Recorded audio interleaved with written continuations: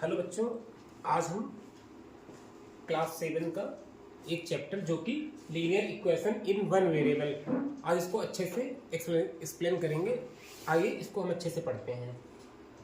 तो बच्चों, इसमें कुछ टर्म्स यूज होते हैं, जैसे हम लोग बोलते हैं इक्वेशन। तो इक्वेशन क्या होती है? An equation is a statement of equality having one और मोर लिटरल्स और वेरिएबल्स। हम लोग समझेंगे लिटरल्स क्या होते हैं, वेरिएबल क्या होते हैं। बच्चों, वेरिएबल अल्फाबेट्स जो होती है हम लोग यूज करते हैं पॉलिनोमियल में, A B C D E F, ये सारी चीजें क्या होती हैं, वेरिएबल्स बोलते हैं। और लिटरल्स क्या होते हैं, 1 2 3 4, जिनको कांस्टेंट भी बोलते हैं। तो दो या दो से ज्यादा वेरिएबल्स और लिटरल्स को मिला के क्या बनता है, एक इक्वेशन बनती है, जो कि प्लस और माइनस सिंबल से ऐड होती है, डिनोट होती है। जैसे हमने यहाँ पे एक एग्जांपल लिख रखा है, 2x + 3 = 7। यहाँ पे 2 क्या है, लिटरल है, x क्या है, वेरिएबल है, सिंबल हमारा क्या यूज है, प्लस है। प्लस क्या शो कर रहा है, रिलेशन। 3 है, इक्वल है, 7 है। तो इन सबका रिलेशन आपस में कौन बताता है, एक इक्वेशन बताती है। इक्वेशन क्या करती है, दो या दो से ज्यादा लिटरल्स और सिंबल्स का को रिलेशन, आपस में रिलेशन स्थापित करता है। दूसरा इक्वेशन क्या है, 3x + 4y = 10। तो बच्चों, यहाँ पे 3x और 4y और =10, ये सब आपस में कनेक्ट हैं, इसमें संबंध आपस में स्थापित है, इसलिए हम कह सकते हैं कि एक इक्वेशन है। बच्चों, हम लोग समझेंगे लीनियर इक्वेशन क्या होता है। जब किसी इक्वेशन में वेरिएबल मतलब x y z की जो पावर होती है वो मैक्सिमम पावर 1 हो, मतलब यहाँ पे x की पावर कितनी है, 1 है। अब आप कहोगे कि यहाँ पे 1 तो शो नहीं कर रहा है, तो किसी भी नंबर के पावर कितनी मानी जाती है, किसी भी टर्म्स की या किसी भी x या y z या फिर 1 2 3, इसकी पावर कितनी होती है, हमेशा 1 मानी जाती है। तो यहाँ पे वेरिएबल की बात कर रहे हैं, वेरिएबल में कितनी पावर चढ़ी है, यहाँ पे 1। और दूसरे इक्वेशन में देखेंगे यहाँ पे x की पावर कितनी है, 1। यहाँ पे x की पावर 2 नहीं हो सकती, 3 नहीं हो सकती। तो जिस इक्वेशन में वेरिएबल की पावर मतलब वेरिएबल की मैक्सिमम पावर कितनी होनी चाहिए, 1, उसको हम लोग क्या बोलेंगे, लीनियर इक्वेशन बोलेंगे। दोस्तों, आते हैं हम लोग एक्सरसाइज की ओर। तो क्वेश्चन क्या कह रहा है, right the equation for the given statement. जो स्टेटमेंट आपके सामने दिया है, इसका इक्वेशन निकालना है आपको। कैसे लिखा है यहाँ पे, the sum of number n and 10 = 25। मतलब n और 10 को जोड़ने पर हमारा जो आंसर आना चाहिए वो 25 आना चाहिए। मतलब इसको इक्वेशन के फॉर्म में लिखना है, n + 10 = 25। इसको सॉल्व नहीं करना है, आपको इक्वेशन शो करनी है। सम मतलब जोड़, ऐड, n + 10 = 25। दूसरा क्वेश्चन है आपका, the difference between d and 11 = 40। Difference means अंतर। d और 11 में जो अंतर है वो 40 के बराबर है। d - 11 = 40।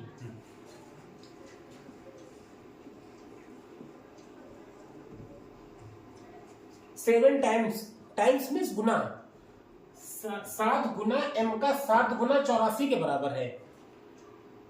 m का 7 टाइम्स किसके इक्वल है, 84 के इक्वल्स है।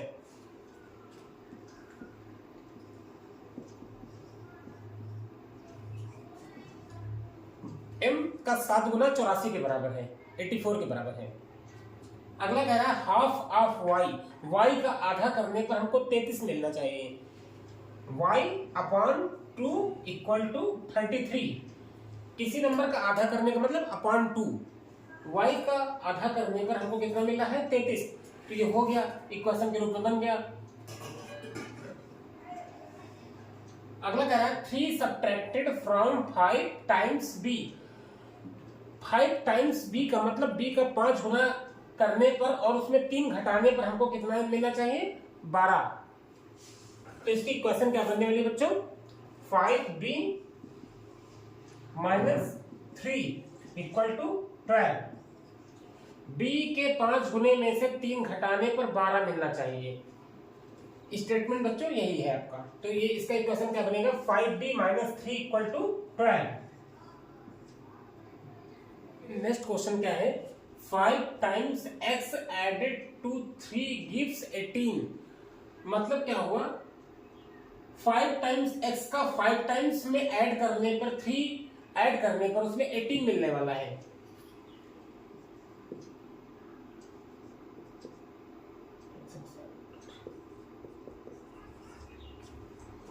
Five X plus 3 equal to 18।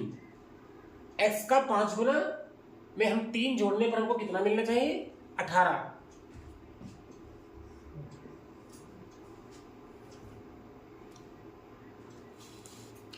One sixth of c is 2 more than 8। 2 मोर का मतलब 2 ज्यादा है, 2 ज्यादा है किससे, 1/6 ऑफ c। 1/6 c का 1/6 करने पर उसमें 2 ज्यादा करने पर, मोर करने पर क्या होना चाहिए आंसर, इसका 8 आना चाहिए। इसका आंसर 8 आना चाहिए।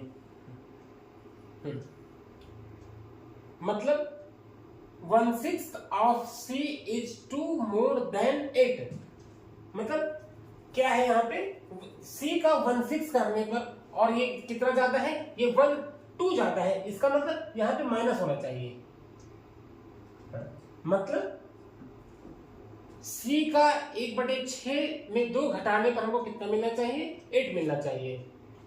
अगला क्या है दोस्तों, अगला है if you add 4 to 1/4 of p का 1/4 करने पर, अगर उसमें 4 ऐड करने पर हमको कितना मिलने वाला है, 40।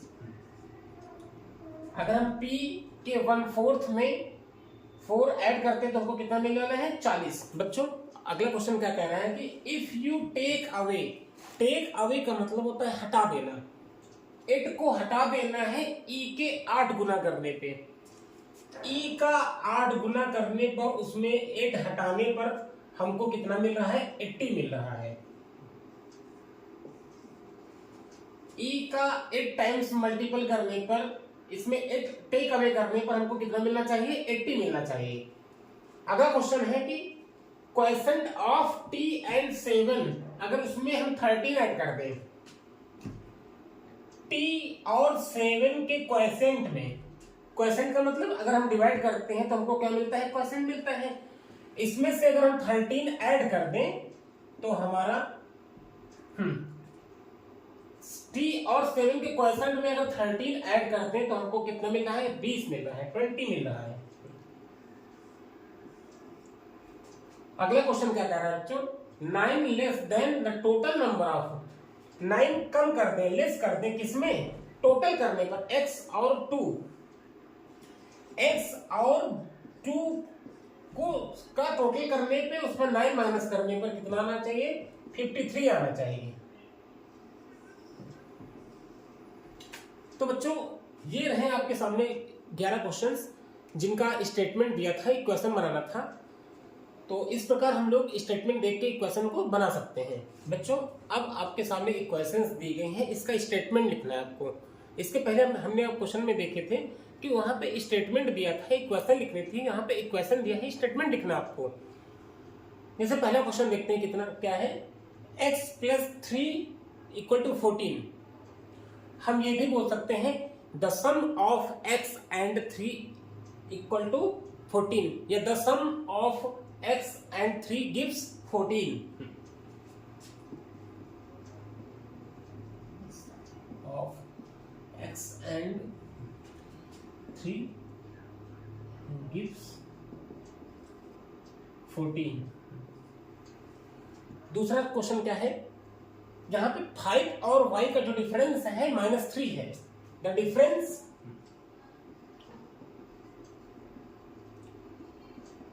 Of 5 and y is -3। Next question क्या है, यहाँ पे क्या है, 16 क्या है, मल्टीप्लाई में है, मतलब 16 टाइम m का 16 टाइम 96 के बराबर है। The 16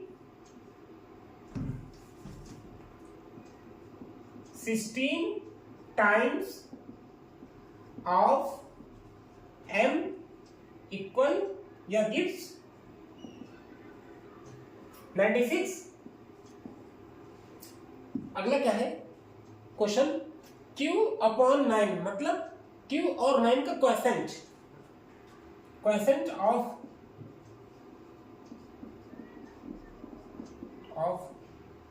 q and 9 is 9।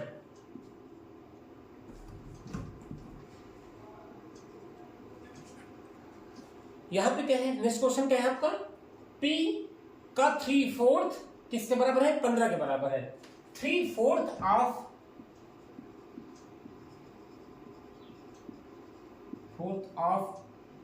p is 15। तो बच्चों इस प्रकार हमको इक्वेशन से क्या बनाने हैं, स्टेटमेंट बनाने हैं। आइए बच्चों कुछ और क्वेश्चन की ओर आते हैं हम लोग। यहां पे क्वेश्चन देखते हैं, 6 time of x added to 11 equal to 35। 6 times of x adding 11 gives 35। यहां पे क्या, the quotient, the difference of 3 and quotient of b and 7 gives 8। The difference of 3 and quotient of b and 7 gives 8। b और 7 के quotient और 3 में कितना अंतर है, 8 के बराबर है। अगला क्वेश्चन, x का 3 टाइम्स में जब हम माइनस करेंगे 14 को तो हमको कितना मिलेगा, 4। तो the difference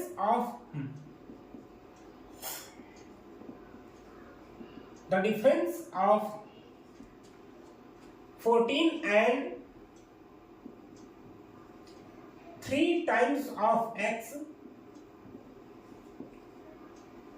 the difference of अंतर, डिफरेंस मीन्स अंतर,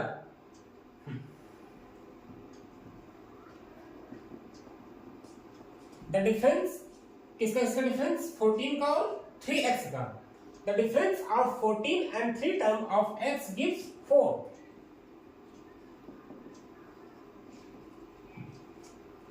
यहां पे बेटा y और 5 के क्वोशेंट में when we subtract 7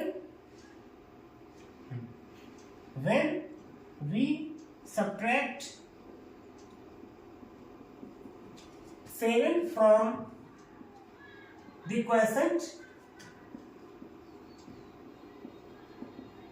quotient of y and 5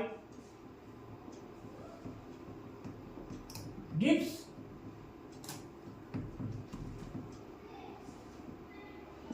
-12। जहां पे बच्चों y और 5 का डिफरेंस कितना है, -12 है। तो the difference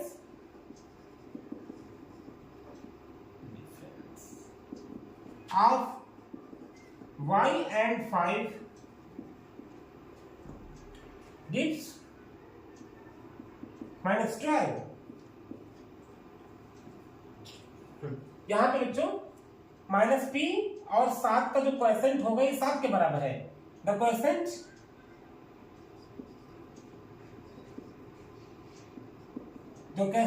of -p and 7 is 7। -p और 7 का क्वोशेंट कितना है, 7 है। क्वोशेंट मींस जो डिवाइड करने पर जो आंसर आना चाहिए। y और 5 का जो डिफरेंस है -12 के बराबर है। y और 5 का जो क्वोशेंट है इसमें अगर 7 घटाने पर हमारा आंसर कितना आ रहा है, 8। x का 3 टाइम करने पर अगर उसमें से 14 घटाने पर हमारा आंसर कितना आ रहा है, 4।